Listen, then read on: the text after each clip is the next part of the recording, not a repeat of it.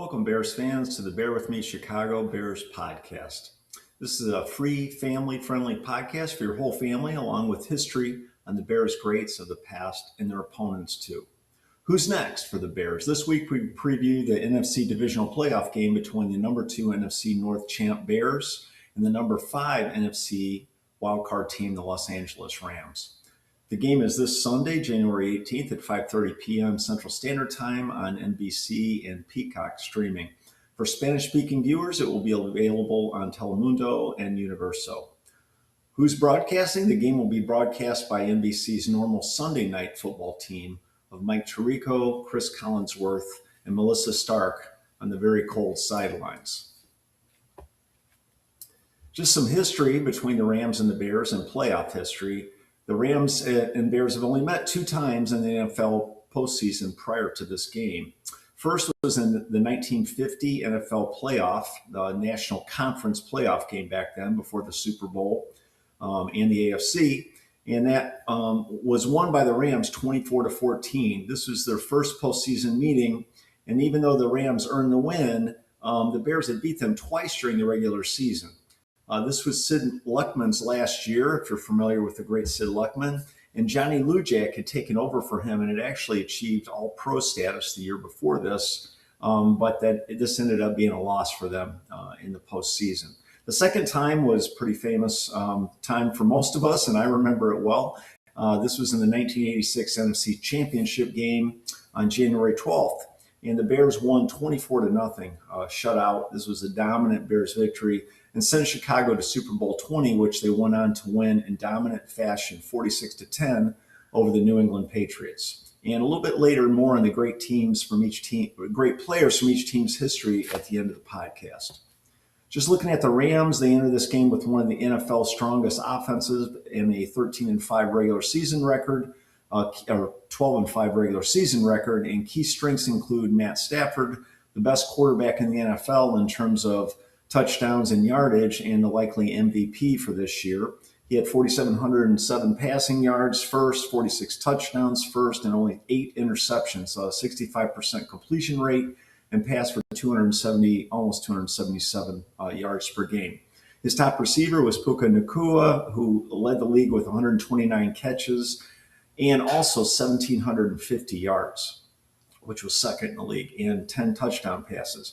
Kyren Williams leads the rushing attack with 1,252 yards. He actually played at Notre Dame. You might remember him, which was 6th in the NFL. He had 10 rushing TDs. And also, he's a good receiver. He had 36 catches for 3 touchdowns, 281 yards. On defense, they're led by linebacker Nathan Landon with 132 tackles. And edge is Byron Young, who had 12 sacks. They also had Verse as an additional sack threat against the Bears. So the Bears are going to have their hands full there as well. The Rams won their wildcard game versus the tough Carolina Panthers team, 34-31. And Carolina Panthers had a good defense this year. So that just shows you what a challenge the Rams offense is going to be. Just in terms of their injuries for this game, we just highlighted a couple here. One, Jimmy Garoppolo, who's their backup quarterback. You might remember him. He is listed as questionable. Obviously, it's only going to come into play if Matt Stafford gets hurt. And Matt Stafford was recovering from a finger injury from his previous game, even though he says it's not going to be an issue. In addition to that, Deshaun Johnson was sick and did not participate. The defensive end, he's also listed as questionable. The Bears, I won't go into this too much. These are the stats that we covered before last week's game. One of the key things there is last week is turnover differential. They're plus 22 and led the league. On offense, they averaged 25.9 points per game. So they're one of the top offenses in the NFL as well. Their key players were obviously Caleb Williams, who led them in yards and touchdown passes with only 7 interceptions, a passer rating of 90.1. And a 58% completion rate. He also rushed for 388 yards, and that's something to remember when we talk about some keys to the game later. DeAndre Swift and Kyle Monangai led them, as we talked about last week. And then on defense, they're led by Tremaine Edmonds and Montez Sweat. Kevin Byard and also Nashawn Wright have 7 interceptions and 6 interceptions. On receivers, we also covered these last week, so I'm not going to go into it too much, but they have an elite receiving core. Colston Loveland went wild last week. You can expect that they're going to look to try to take him out of this game, which could provide more opportunities for Luther Burden, Cole Kmet, Roma Dunze, or possibly DJ Moore, even though he is nursing a leg injury. In their injury report for this week, Nick McLeod, who is a substitute cornerback and plays quite a bit, was out with a groin injury. He will not play. Everybody else is even the questionable ones are expecting to play. The key returner is Braxton Jones, who was recently activated because Ozzie Trapillo went down for the season with a patella tendon injury. So it's great that we can have Braxton, who has plenty of experience and I assume has been hitting the weight room the whole time he's been off recuperating. So this could be a big game for him, even though I think he's going to be in the swing tackle mode to start with.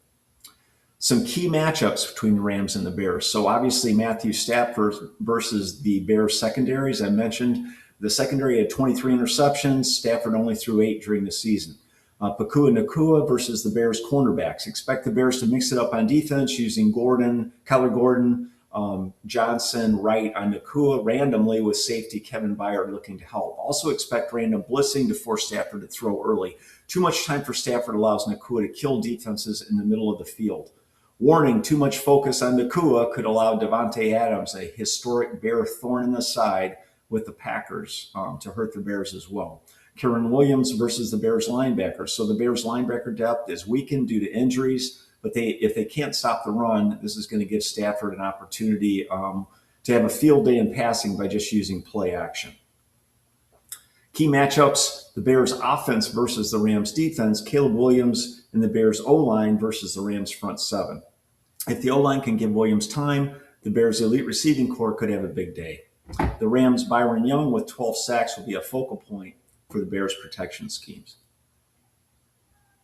Caleb Williams' running ability versus the Rams linebackers. Caleb hasn't run a lot so far in last week's game, but this could be a big advantage in this game. His rushing and the Bears' rushing attack versus the Bears' front seven, it's critical that the Bears are able to run the ball. It gives them the opportunity to use play action and slows down the Bears' pass rush. So, who wins? The Rams are a heavy favorite. I think the last I saw was 4.5, 5-point favorite. But Matt Stafford has 5 of his 8 interceptions in temperatures under 50 degrees in only 2 games this year. So 5 of his 8 were in those colder games. If this continues, the Bears' ability to get turnovers should be the difference. Also, cold weather should favor the Bears. The Bears have home field advantage, and the Iceman, quarterback Caleb Williams, as he's been nicknamed now, is always hot in the fourth quarter. So I expect the Bears to lean on the run game to keep Stafford off the field. Coach Ben Johnson said it will take everybody to win. So when you think of everybody, that includes the Bears special teams, which have been very good in the playoffs so far, who are used to the weather, and that could be the difference. Kicking, punting, returning the ball.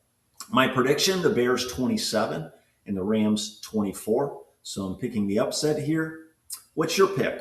Post it in the comments and any suggestions that you have for future segments. Now, one of the key things that we like to do is show a little bit of history for the Bears and also their opponent, just to educate the younger Bears that may not know some of the history of the NFL. So one of the key players that we want to cover this week are legends of the pass rush. For the Bear, that's Hall of Fame defensive end Richard Dent. And for the Rams, that's Deacon Jones. So Richard is defensive end for the Bears. He was elected to the Hall of Fame in 2011. He had a nickname of the Colonel, and later on he was also called the Sack Man. Played for 15 seasons. He was a powerful edge rusher and the cornerstone of the 85 Bears defense. He had 137.5 career sacks and 4 All-Pro selections. He also made 4 Pro Bowls. He was the MVP. A lot of people don't remember this because there were a lot of other great players on that team, but he was the 1985 Super Bowl MVP of the Super Bowl for his play in that game. And he was also the 2-time, I mentioned also he was in that Super Bowl. He was the MVP, and he was part of the championship team. He was the anchor of the legendary 85 Bears defense, as I mentioned, and he was a dominant postseason pass rusher along with the regular season.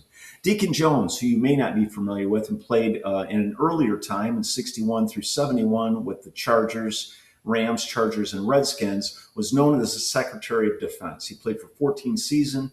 He essentially revolutionized pass rushing and coined the term sack. He also mastered a head slap move on offensive linemen, which has been outlawed by the NFL in terms of just protecting players from injury.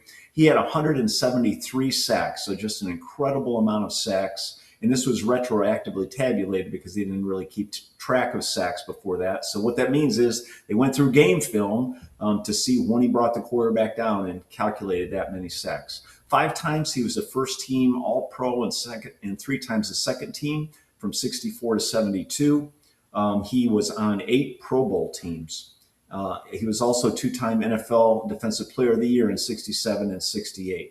Unfortunately, he never won a championship with the Rams. It was pre-Super Bowl, but even before then, he was not on a championship team. But he's widely considered one of the greatest defensive players ever and transformed the defensive end position. I bet he wishes he could get paid like some of these defensive ends of today. So if you're not familiar with either one of these players, I always encourage you to go to YouTube and go to X and look for, do a lookup on their greatest plays of Deacon Jones, greatest plays of Richard Dent.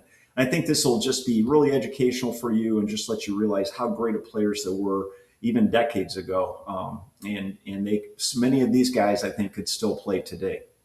So that's my prediction. That's the history of between the two teams and a couple of great players on those teams. And so I just want to thank you for joining the Bear With Me Chicago podcast this week, and go Bears. Bear with me, Chicago.